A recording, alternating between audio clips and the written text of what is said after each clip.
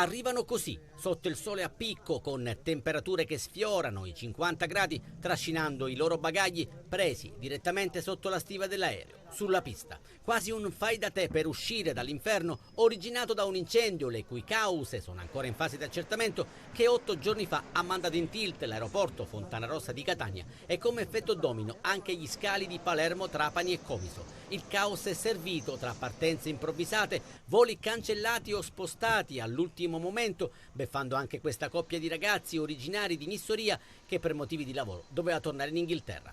Prima il volo cancellato, poi dirottato in extremis da Catania a Palermo, risultato aereo perso e tanta rabbia. Siamo venuti a Catania perché il volo partiva da Catania e ci hanno fatto sapere che in realtà il volo è stato dirottato a Palermo. Non possiamo ritornare a casa, dobbiamo andare a lavorare. Il caos è servito in partenza ed in arrivo, dove sembra beffardo anche questo murales. I bagagli erano messi buttati a terra. Benvenuti dove? Nel paese dell'abbandono. Spiazzati anche gli operatori che si occupano del trasporto dei passeggeri, gli NCC, che in pratica non sanno neanche dove aspettarli. Io spero che sia il posto giusto, perché ovviamente è da 10 minuti che giro. Riusciamo ad entrare in aeroporto mentre un operatore chiama a gran voce i passeggeri diretti a Roma Fiumicino. È vergognoso, c'è una fila di centinaia di metri e non c'è un responsabile, non c'è un coordinatore, non c'è uno steward che dia un'informazione. Nel 2023 si devono dimettere queste persone, sono assolutamente inadeguate e incompetenti. Ho visto mamme con neonati, ho visto anziani in difficoltà, in coda, privi di assistenza. Qualcuno si sente male, il caldo gioca brutti scherzi e in questo stanzino adibito ad infermeria non si ferma l'attività dei soccorritori. La gente è un pochettino sottoposta a stress sia psicofisico che anche proprio dal caldo che non tende a mollare ancora la presa. E la pazza estate di Catania è soltanto all'inizio. Peripezie, andare fino a Palermo con una comunicazione fatta all'ultimo momento di notte, tornare da Lourdes ed essere sbarcate sia a Catania ma in un momento di grande disorganizzazione generale, ecco per cui anche i nostri bagagli messi lì sulla pista, i nostri costretti a fare un lungo percorso, ecco mi chiedo se al di là di tutto quello che si possa dire non si debba a un certo punto chiedere che si finisca col dare posti di sottogoverno semplicemente per spartirsi questi posti da parte dei politici. Occorre che nei posti di responsabilità ci siano veramente persone che siano all'altezza del compito e quindi forse farebbero bene coloro che magari sono in quel posto non per capacità tecnica ma per sottogoverno a lasciare il posto ad altri che siano in grado di portare avanti una degna organizzazione dell'aeroporto. Sì, è mancata l'acqua, una giornata intera giovedì scorso e questa mattina al nostro risveglio ancora eravamo sprovviste. Ogni giorno e stiamo appizzando magari cose in dei congelatori. Da Cibali a Librino, da San Cristoforo a lungomare, il coro è unanime. Mezza Catania è senza luce né acqua, proprio nei giorni più difficili di un'emergenza senza precedenti. C'è chi, senza corrente e con punte di 40 gradi, ha scelto di andare in albergo. Chiaramente ventilatore spenti, acqua pochissima. Abbiamo cercato di dormire in terrazza, ma insomma si può fare una volta, la seconda volta è impossibile. E quindi io mi sto appoggiando in albergo e mio figlio ha trovato degli amici per rimanere là. Quindi nel frigorifero tutto quello che hai lo puoi buttare? Sì, già ho iniziato a buttare e stasera c'è l'organico, quindi ora qua c'è tutta, vedi, guarda che c'è qua.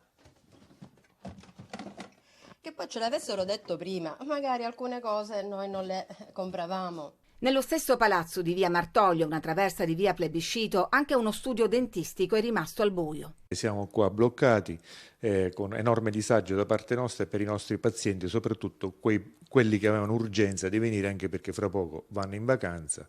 Professionisti e commercianti, tutta la filiera produttiva paga a caro prezzo i disagi di questi giorni. Ecco lo sfogo del titolare di uno dei più rinomati bar di Catania. Voi come state lavorando adesso? Stiamo lavorando, no, signora, le dico la verità, stiamo lavorando con le autobotti, ma è una situazione che è insostenibile. Sta vedendo i frigoriferi che funzionano con un ricircolo d'acqua, ci vogliono almeno 10.000 litri di acqua l'ora. Questa è la situazione che siamo costretti tra un po' a chiudere un'altra volta. L'emergenza caldo e blackout a macchia di leopardo non risparmiano neanche gli ospedali. Dal Garibaldi al Policlinico al Cannizzaro i nostri telespettatori segnalano reparti bollenti, privi di aria condizionata. Un'ultima domanda, i cittadini del PNRR gli interessa poco, guardi, vogliono sapere quando torna la normalità. Scusate. Quello che vedete andare via allargando le braccia è uno dei 2 tecnici dell'Enel invitati al vertice in prefettura sull'emergenza blackout a Catania. Le previsioni sono ancora per domani negative, ma appunto stiamo lavorando, avendo rinforzato la nostra squadra, contiamo di normalizzare la situazione al più presto. Nelle voci della bolletta elettrica si chiama costo di trasporto, gli utenti lo troveranno contabilizzato anche nella prossima. Eppure la rete elettrica a Catania è inadeguata perché si scioglie al sole. Così il ministro Musumeci vuole vederci chiaro, ma le risposte lo lasciano francamente basito.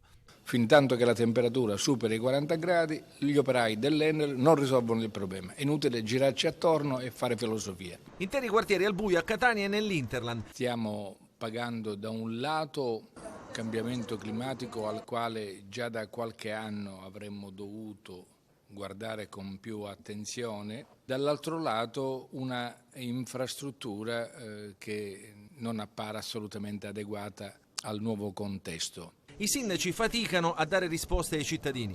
È un'emergenza a macchia di leopardo che coinvolge tutti i comuni della provincia di Catania. Quali sono le soluzioni, al di là del prendere atto? Sono quelli di utilizzare le power station in questo momento, che sembra l'unica soluzione gestibile nel momento emergenziale. Dalla riunione ancora non sono emersi tempistiche certe di risoluzione di quelle che sono le tematiche appunto in via generale, per cui, visto il gran caldo che si teme nei prossimi 2 giorni, c'è anche il rischio di subire ulteriori stacchi. La protezione civile prova a portare gruppi elettrogeni nelle zone più disagiate. L'Enel ha messo in campo oltre 500 tecnici che provano a riparare i danni, ma il ritorno alla normalità sembra davvero ancora distante.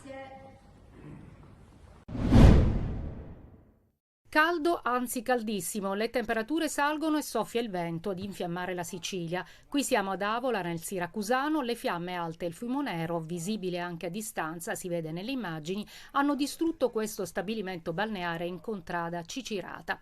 Sul versante occidentale, diversi residenti di Capogallo, Pizzosella e via Tolomeo, nel Palermitano, hanno abbandonato le abitazioni in via precauzionale. Lo vediamo nelle immagini dei vigili del fuoco. Con oltre 46 gradi la situazione sta diventando difficile nella zona occidentale di Palermo. Tante le squadre di vigili del fuoco, forestale, protezione civile che stanno lavorando da questa notte per fronteggiare gli incendi. Le fiamme sono partite anche nella 4ª vasca della discarica di Bellolampo. Stanno intervenendo anche diversi Canadair che non si sono fermati da questa mattina. E le fiamme hanno interessato anche Partinico, Misilmeri e Bolognetta. Sul versante orientale della Sicilia si registra l'incendio nella zona del villaggio azzurro, con le fiamme che, alimentate dal vento, si sono dirette verso l'area dell'Oasi del Simeto, a sud di Catania. È la città oggi la più calda dell'isola, con 47,6 gradi rilevati dalla protezione civile.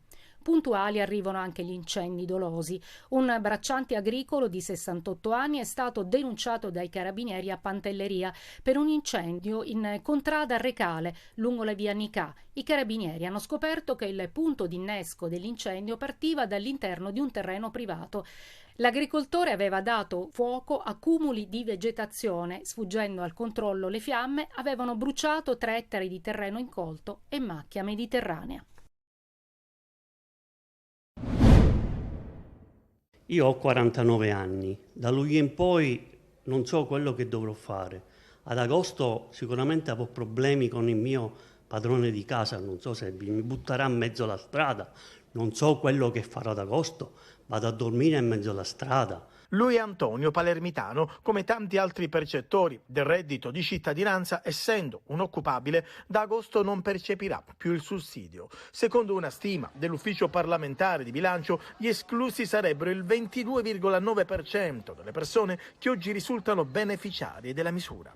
Si parla di oltre 500.000 cittadini che da luglio o dai mesi successivi non riceveranno più l'assegno sulla carta dedicata. Da settembre mi daranno un assegno inclusione di 350 euro, io pagando di 400 euro di affitto al mese, che devo fare? Mangio o mi pago l'affitto? Chi non riuscirà a pagare neanche la casa, logicamente con tale miseria, è normale che dovrà andare a vivere in mezzo alla strada. Cioè chi ha una macchina andrà a vivere in una macchina e io che la macchina non ce l'ho. In Sicilia ci sono 500.000 percettori di reddito di cittadinanza. Quante offerte di lavoro invece ci sono? E ci sono soltanto 113 offerte di lavoro per oltre 500.000 siciliani che percepiscono il reddito di cittadinanza. Considerate che di questi 160.000 già a partire da luglio perderanno il diritto del reddito di cittadinanza, ad agosto intanto non avranno completamente nulla e da settembre percepiranno soltanto 350 euro al mese.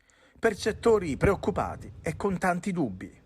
Diciamocela tutta, si ritornerà al lavoro nero sfruttati molto, molto di più rispetto a prima, perché naturalmente, come si dice in siciliano, si prende la forchetta, si andrà a infilzare molto di più rispetto a quello che era prima. Noi vogliamo il lavoro, dopo il lavoro ci sarà la sospensione del reddito, ma fino ad allora assolutamente non è giusto lasciarci così, proprio in balia della fame. Questo governo ha deciso di che morte dobbiamo morire, di fame.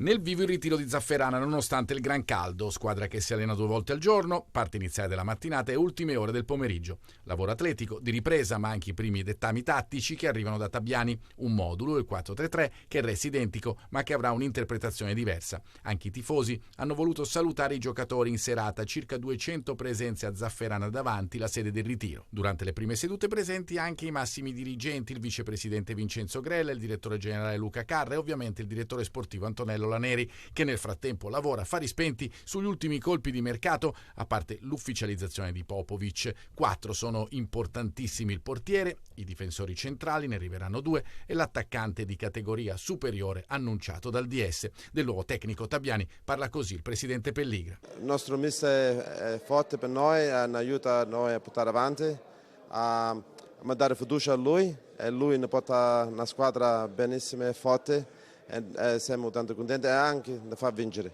Pelligra, questa volta in inglese, ritorna anche sulla situazione stadio e centro sportivo.